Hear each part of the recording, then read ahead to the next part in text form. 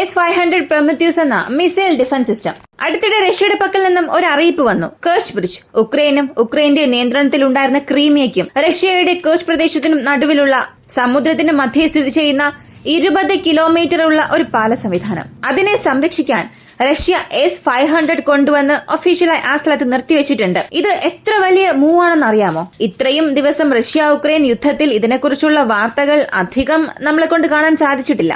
ഇപ്പോ റഷ്യയുടെ S-500 ആദ്യത്തെ ഓപ്പറേഷണൽ യൂണിറ്റ് അവിടെ നിർത്തിവെച്ചിട്ടുണ്ട്. ഇത് യുദ്ധകളത്തിൽ എങ്ങനെയുള്ള മാറ്റങ്ങൾ കൊണ്ടുവരും? ഉക്രൈന്റെ ഡ്രോൺ ആക്രമണത്തിൽ നിന്നും മിസൈൽ ആക്രമണത്തിൽ നിന്നും റഷ്യയെ സംരക്ഷിക്കാൻ S-500-നാകുമോ? അല്ലെങ്കിൽ ഇത് എങ്ങനെയുള്ള ഇമ്പാക്ട് ആയിരിക്കും സൃഷ്ടിക്കുക? കൂടാതെ കേർസ്കിൽ എന്ത് സംഭവിക്കുന്നു, പോക്രോവോസിൽ എന്ത് സംഭവിക്കുന്നു, ഇവയെല്ലാം ഈ വീഡിയോയിലൂടെ വിശദമായി അറിയാം.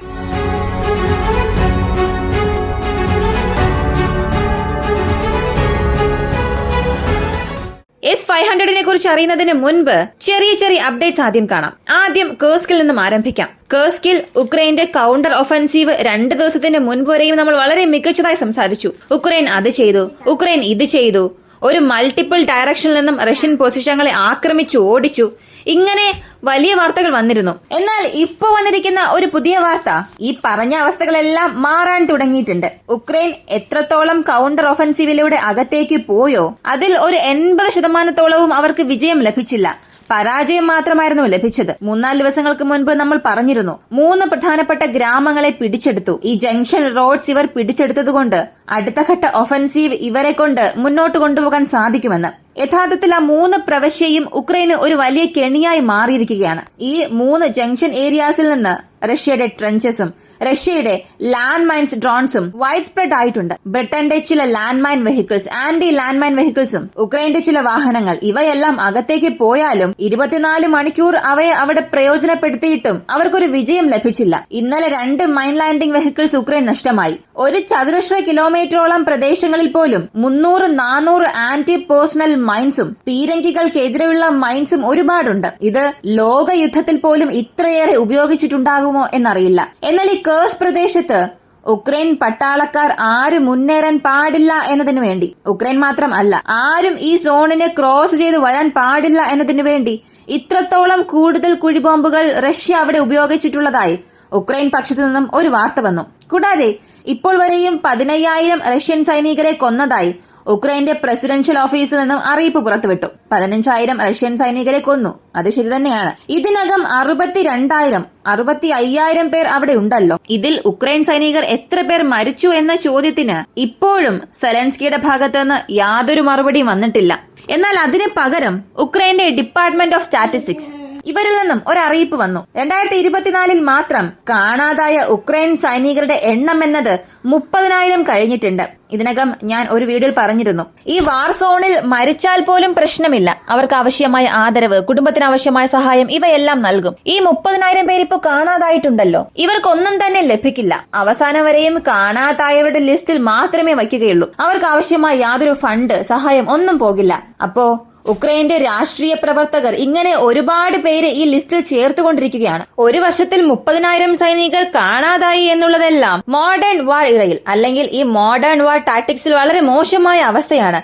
അതാണിപ്പോ ഉക്രൈനിൽ സംഭവിച്ചുകൊണ്ടിരിക്കുന്നത്. ഇത് നിങ്ങൾ മനസ്സിലാക്കേണ്ടതുണ്ട്. പോക്രോവോസിനെ സംബന്ധിച്ച് ഈ ബാറ്റിൽ ഓഫ് പോക്രോവോസ് എന്നത് ഇപ്പോ ഒരല്പം മന്ദഗതിയിലായിട്ടുണ്ട്. ഈ കുരഖോ പ്രവിശ്യ റഷ്യ പിടിച്ചെടുത്തതിനു ശേഷം അവിടെ മഞ്ഞുവീഴ്ച അധികമായിട്ടുണ്ട്.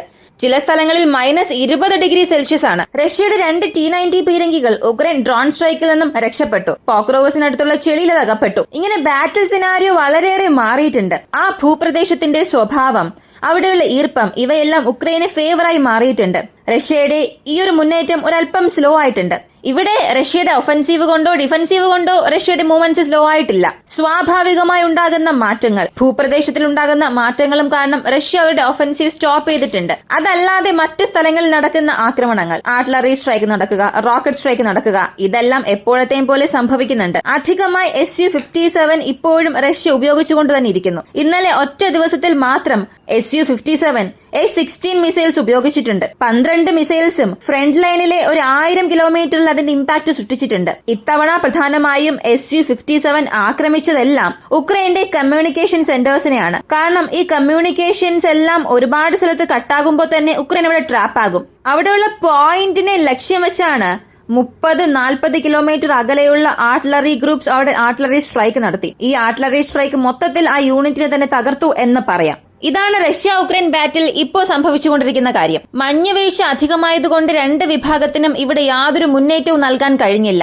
എയർ സ്ട്രൈക്ക് ആരധികം ചെയ്യുന്നു, മിസൈൽ സ്ട്രൈക്ക് ആര് അധികം ചെയ്യുന്നു എന്നുള്ളതിനെ അടിസ്ഥാനമാക്കിയാണ് ഈ യുദ്ധകളത്തിന്റെ അവസ്ഥ മാറിക്കൊണ്ടിരിക്കുന്നത്. ഒരുപക്ഷെ തീർച്ചയായും ഇത് ഭാവിയിൽ മാറാം. അടുത്ത 1-2 ദിവസത്തിൽ ഇത് മാറിയേക്കാം. മഞ്ഞുവീഴ്ച കുറഞ്ഞാലോ അല്ലെങ്കിൽ അതിനനുസരിച്ചതുപോലെ മഴ ഒന്നും ഇല്ലെങ്കിലോ ഈ രണ്ടിൽ ഏതെങ്കിലും ഒരു വിഭാഗം മുന്നേറി ആക്രമിക്കും. ഇപ്പോ S-500ലേക്ക് വരാം.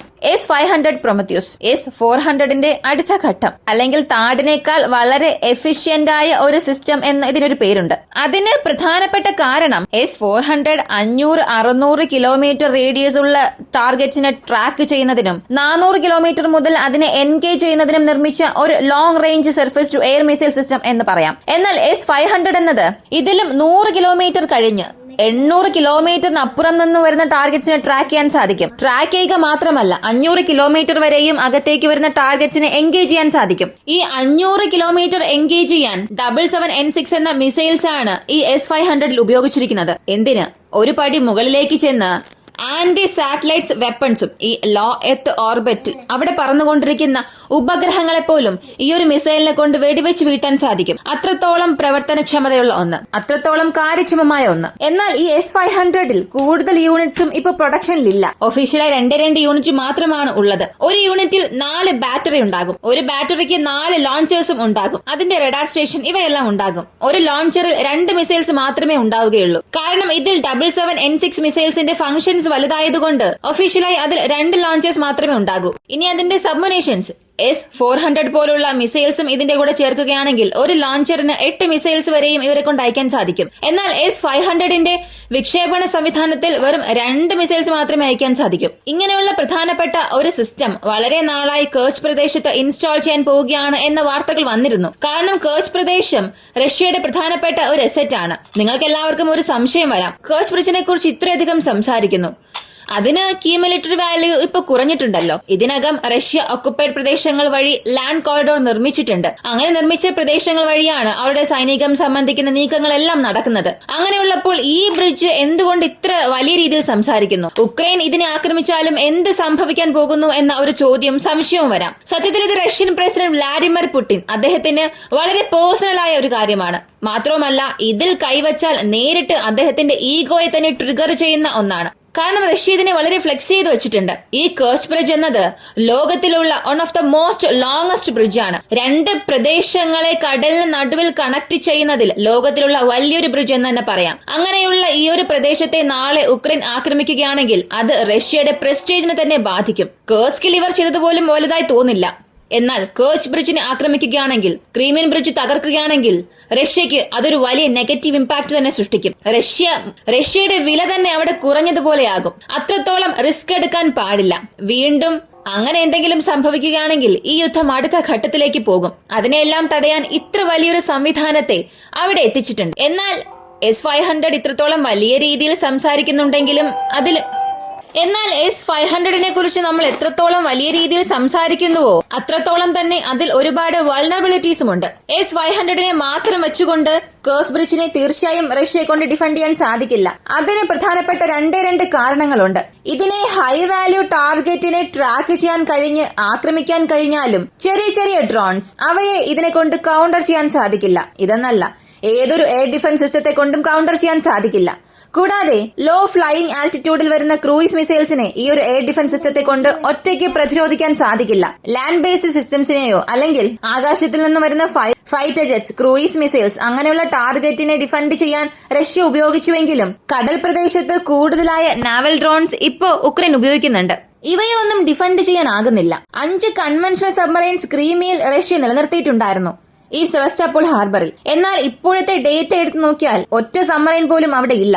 അത്രത്തോളം വലിയ പാനിക് ഉക്രൈന്റെ സ്റ്റോം ഷാഡോ അറ്റാക്കും ഉക്രൈന്റെ നാവൽ ഡ്രോൺസും അവിടെ നടത്തിയിട്ടുണ്ട്. ഇങ്ങനെയുള്ള ചെറിയ ഡ്രോൺസിനെ കൊണ്ട് ഈ കേർച്ച് ബ്രിഡ്ജിന് ഒരു വലിയ അപായം അവിടെ ഉണ്ടെന്ന് തന്നെ പറയാം. ഒരു 4-5 ഡ്രോൺസ് നേരെ ചെന്ന് താഴെ വീഴുകയാണെങ്കിൽ തീർച്ചയായും അതിന്റെ പില്ലേഴ്സ് ഡാമേജ് ആകും. എന്തിന്? ഇതിനകം ഉക്രൈൻ പലതവണ ഇത് ശ്രമിച്ചു നോക്കിയിട്ടുമുണ്ട്. ആ സമയത്ത് ക്രീമിയെ ആക്രമിക്കണം, സെവസ്റ്റോപോളിനെ ആക്രമിക്കണം എന്ന് കരുതി ഉക്രൈൻ നടത്തിയ പല ശ്രമങ്ങളും അവിടെ പരാജയപ്പെട്ടു. അപ്പോൾ S-500 ഇവിടെ ഉപയോഗിച്ച് കേർച്ച് ബ്രിഡ്ജിന് ഒരു വലിയ സംരക്ഷണം നൽകണം എന്ന് റഷ്യ ശ്രമിച്ചാലും ഈ നാവൽ ഡ്രോൺസിന്റെ പക്കൽ നിന്ന് ആ ബ്രിഡ്ജിനെ സംരക്ഷിക്കുക എന്നുള്ളത് ഒരു വലിയ വെല്ലുവിളി തന്നെയാണ്. സീ ഓഫ് എസോവിൽ നിന്നും ബ്ലാക്ക് സീയിലേക്ക് വരുന്ന 90% ഗതാഗതവും എല്ലാം റഷ്യ അവസാനിപ്പിച്ചിട്ടുണ്ട്. റഷ്യയുടെ പബ്ലിക് സെക്ടേഴ്സ് കമ്പനിയിലെ ഓയിൽ ഷിപ്സും ഓയിൽ ഷിപ്സും കൂടാതെ ക്രീമിയയിൽ നിന്നും കേർച്ചിൽ നിന്ന് ക്രീമിയയിലേക്കും പോകുന്ന പ്രധാനപ്പെട്ട റഷ്യയുടെ സപ്ലൈസും മാത്രമാണ് അവിടെ പോകുന്നത്. ഇത്രത്തോളം സുരക്ഷ അവരവിടെ അധികമാക്കിയിട്ടുണ്ട് ഈ നാവൽ ഡ്രോൺസിൽ നിന്നും അതിനെ രക്ഷപ്പെടുത്തുന്നതിന് വേണ്ടി. ഇവയെല്ലാം ഒരേ ഒരു പോയിന്റിലാക്കി വന്ന് നിൽക്കുക. ഒന്നുകിൽ പ്രസിഡന്റ് ഓഫീസിൽ കയറുന്നതിന് മുൻപ് തീർച്ചയായും ഉക്രൈൻ ഒരു വലിയ മുന്നേറ്റം നടത്താൻ ശ്രമിക്കും. ഇത് റഷ്യയുടെ ഈഗോ എങ്ങനെയെങ്കിലും ട്രിഗർ ചെയ്ത് റഷ്യയെ എങ്ങനെയെങ്കിലും പിന്നിലേക്ക് തള്ളണം എന്നതിനു വേണ്ടി ഏതറ്റം വരെയും സെലൻസ്കി പോകും. തീർച്ചയായും നെഗോസിയേഷൻ ടേബിളിൽ ഇരിക്കണമെങ്കിൽ ഇവയിൽ എന്തെങ്കിലും ഒന്ന് ചെയ്തേ മതിയാകൂ. അത് റഷ്യയ്ക്കും അറിയാം. ഇത് എസ്കലേഷൻ ആവുകയാണെങ്കിൽ റഷ്യ വീണ്ടും ഐസൊലേറ്റ് ചെയ്യപ്പെടും. കാരണം ട്രംപ് ഇപ്പോ ഉക്രൈന് എതിരെയാണെന്നൊക്കെ സംസാരിച്ചാലും അദ്ദേഹം ഏത് സമയം എന്ത് ചെയ്യുമെന്നുള്ളത് ആർക്കും ഊഹിക്കാൻ പോലും സാധിക്കില്ല. അതിനാൽ ട്രംപ് ഓഫീസിൽ വരുന്നതിന് മുൻപ് ഉക്രൈൻ ഒരു വലിയ ഫോർവേഡ് പുഷിന് വേണ്ടി ശ്രമിക്കും. അതിന്റെ ആദ്യഘട്ടമായിരുന്നു കേർസ്കിൽ പെട്ടെന്ന് ഒരു കൗണ്ടർ ഓഫൻസീവ് ചെയ്ത് അവസാനിപ്പിച്ചത്. അടുത്ത് ഈ കേർച്ച് ബ്രിഡ്ജിൽ കൈവയ്ക്കും എന്നുള്ളതാണ് ഒരുപാട് പേരുടെ ഊഹം. കാത്തിരുന്ന് കാണാം ഇവിടെ എന്ത് സംഭവിക്കുമെന്ന്. ഈ ഒരു വീഡിയോയെ കുറിച്ചുള്ള നിങ്ങളുടെ അഭിപ്രായം കമന്റിൽ പറയുക. ഇങ്ങനെയുള്ള വീഡിയോസ് കാണാൻ താല്പര്യമുള്ളവരാണ് നിങ്ങളെങ്കിൽ ഇപ്പോൾ തന്നെ നമ്മുടെ ചാനൽ സബ്സ്ക്രൈബ് ചെയ്യുക. മറ്റൊരു വീഡിയോയുമായി വീണ്ടും കാണാം.